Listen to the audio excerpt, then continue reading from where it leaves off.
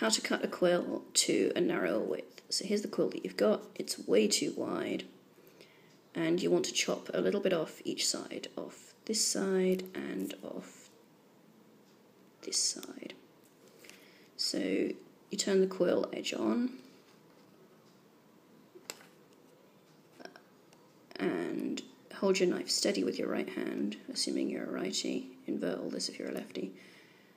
And then push with your thumb. So the power comes from your left hand, the steady comes from your right hand. You just snibble tiny little bits off. Bit off that side.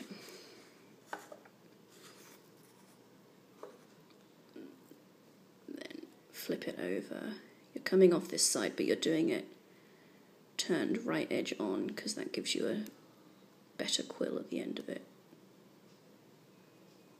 Try and see. If you try and do it like this, you'll end up with a quill that doesn't really work, so edge on. Snibble a little bit off. You can go back to each side, try and keep, you're taking off roughly the same amount from each side of the ink channel, so, because you don't want it to end up all lopsided. So a little bit more off this side.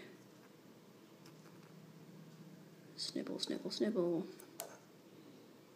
And it will become narrower.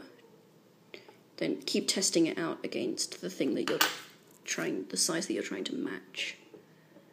If you take too much off, it's harder to fix. So let's get into focus there. See, that's still a little bit too big. Yeah, so you'd want to snibble a little bit more off there.